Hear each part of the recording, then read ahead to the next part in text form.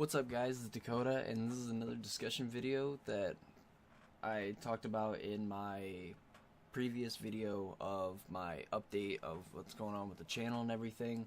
If you haven't seen that yet, I'll leave, not a link, I'll put a link at the end of the video going to that video if you haven't seen it already. But as you can see, I have the Cleveland Cavaliers, I believe, old logo. I think they just go with the C now. But an old Cleveland Cavaliers logo, so you probably guess what I'm talking about. Game 4 was a few nights ago, 2 nights ago, I believe, from today that I'm recording this. And yesterday, I saw a report by ESPN, or an article written by ESPN. I'm not sure exactly who the reporter was, but I saw the title of it, and it was Kyrie Irving and LeBron carry Cavs in Game 4. Now, to some people that watch basketball, and the people that I've talked to yesterday and everything, other Cavaliers fans, and just to preface this before I go into this, I love Cleveland. I love Cleveland sports. I'm a huge Indians fan. I like the Cavs. Obviously, the Bulls are my #1 team, but I want to root for Cleveland. I love the Browns as much as it hurts to say that, but I just don't like LeBron James. I don't like what he did. I don't like how he left. I don't like how he left Cleveland in the dark up until the decision. I don't like that he did it on national television. The fact that he came back and won a championship doesn't change the fact that he was just very unloyal to both the Cleveland Cavaliers organization, and when he went to Miami, I know he had to come back to Cleveland, but not really telling anybody there what's going on, just up and doing it. I'm not a fan of that.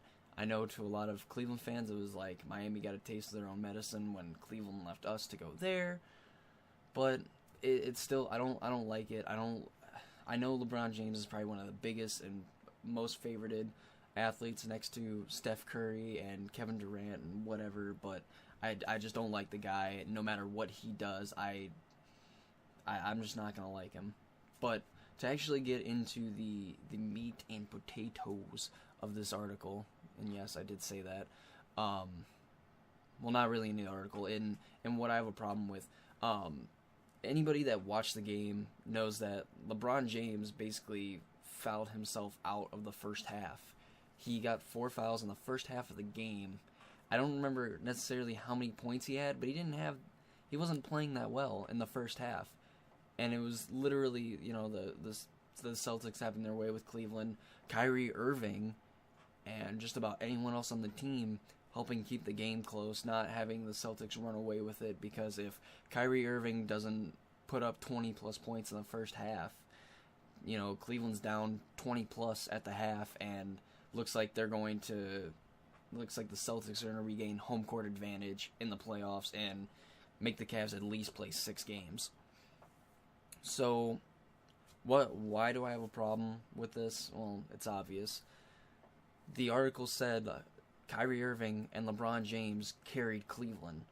Well, from what I watched in that game, I watched a little bit of the first quarter, the entirety of the second quarter, the entirety of the third quarter, and most of the fourth quarter, and I was completely unimpressed with LeBron James throughout the whole thing. There was a time in the third quarter where he hit a jump shot, and then on a fast break he dunked, or I guess he dunked over Avery Bradley, even though Avery Bradley tried to steal the ball from him, didn't expect him to rise up, must not know where he was on the court, but, it was an easy dunk, and then, of course, Celtics take a timeout, they come back, play a little bit more basketball, and LeBron, after a beautiful outlet pass by Kevin Love, blows a wide open dunk. Just, you knew it was going down, you're like, alright, here we go, another 2 points for Cleveland, and then, whoop, ball goes way up in the air, and LeBron James just looks embarrassed as he lets out his huge scream that he always does, or makes his face or whatever, and finds out that he missed the dunk. So, in reality, it's like, I don't remember how many points LeBron finished with, and I don't care, because he didn't show up until the end of the fourth quarter, when the Cavs just kind of were going back and forth between being up by 9, up by 6, up by 9 again, up by 6, just back and forth. And one thing that really got to me was the announcers on the game were talking about how after LeBron made his first three, he was 1 for 9 at that point. I stopped watching after about 2-3 minutes left in the fourth quarter. Like I just knew the game was over. LeBron hit his first three of the game, and he was 1 for 9 from three, and the announcers had the audacity to say he's back. Like, what? He's not back. LeBron James has not played like his playoff self since Game 2 of the Eastern Conference Finals against Boston, where they manhandled them. And these two games, after that, they lost their best player in Isaiah Thomas. And you're going to tell me that the Cleveland Cavaliers shouldn't have blown them out in Game 3, and then in Game 4 should have been the last game of the series. If you told me that Boston was going to win one without their best player, I would have laughed at you. Because they don't have the firepower. Avery Bradley and Al Horford are their next best players. And Al Horford, for the position and for his size, I believe is too short to play the center position against Tristan Thompson. Thompson should have a field day against him. Even Kevin Love should be playing like his Minnesota self against Al Horford. I think Al Horford's a great player. He's a stretch 5, stretch 4 player, but he just doesn't have the size. He can shoot. He just doesn't. He's not like a DeMarcus Cousins or an Anthony Davis, where not only to being able to shoot from 15 plus feet out, being able to bang in the post with these other big guys in the league. It's just mind-blowing to me. And then Tristan Thompson should be getting rebound after rebound after rebound. He should be, we should be talking about LeBron passing Jordan on the all-time points list in the playoffs. We should be talking about how Tristan Thompson is just rifling through all the other guys in the rebounding category in the playoffs and getting close to Dennis Rodman and those guys. But, Game 3, Game 4, it didn't happen. Boston did a great job about limiting offensive rebounds on their side of the floor, making sure they grab those boards that they should be getting, and just kind of leaving Cleveland to play the entirety of the game rather than it being over in the first half, like we saw in Game 2. So I ended up just giving a recap of how the series should go or how it has gone, but really what gets me is that Kevin Love and all this and Kyrie Irving kind of get overshadowed by what LeBron's been doing in the playoffs. Yeah, LeBron James could probably go to any team in the East, maybe even the West. I don't think so, but some people would argue with it.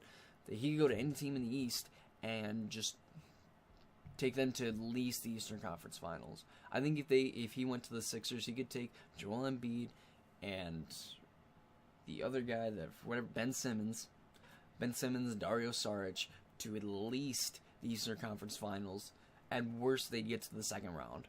I have a hard time believing that a LeBron James-led team would lose in the first round, just from how dominant of a player he is, and going also to the fact that the Eastern Conference is very vulnerable as well, considering that, well, granted, the Chicago Bulls being an 8th seed and almost having the potential to sweep the Boston Celtics, had not Rajon Rondo been hurt, the rest of the teams are just meh at best.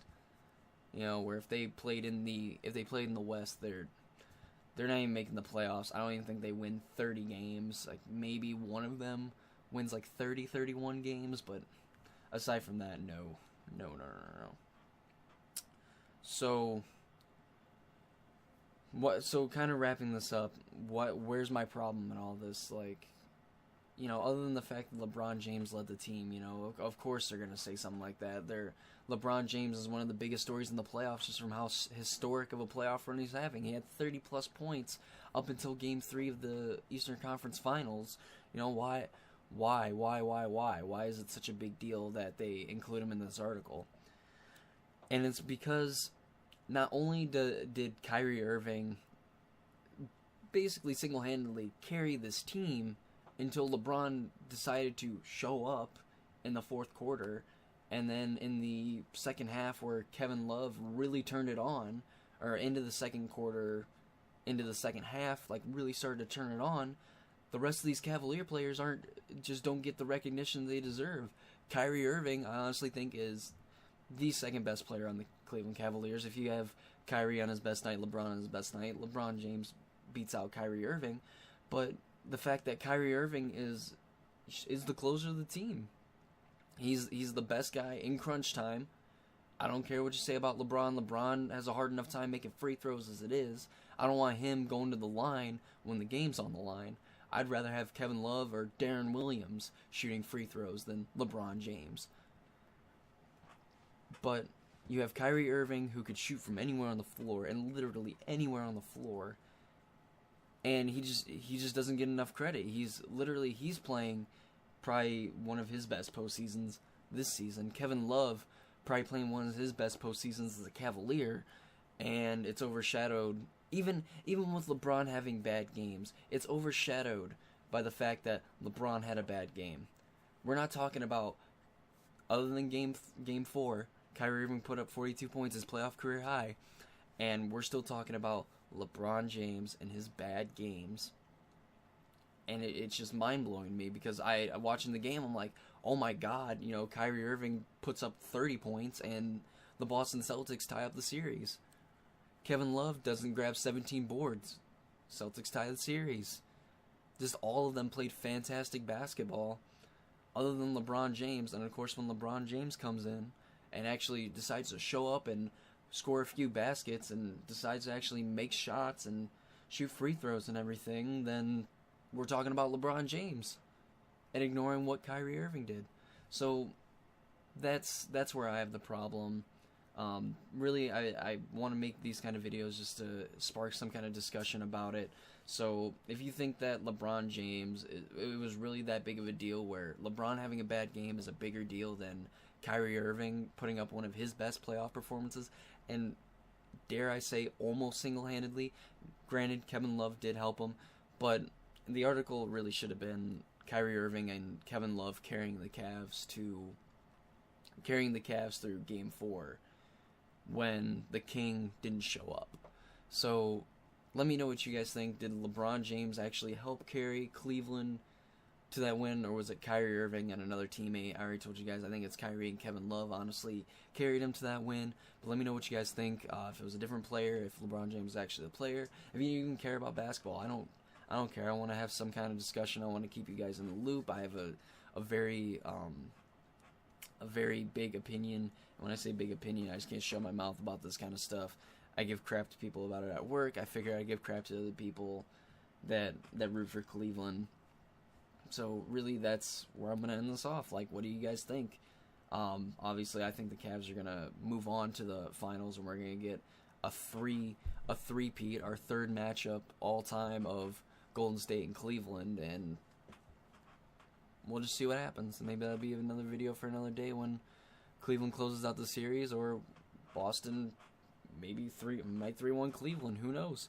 Cleveland's been on the good side and bad side of 3-1 leads in the past year, so who knows? This could be different. But let me know what you guys think, and I'll see you guys in the next video.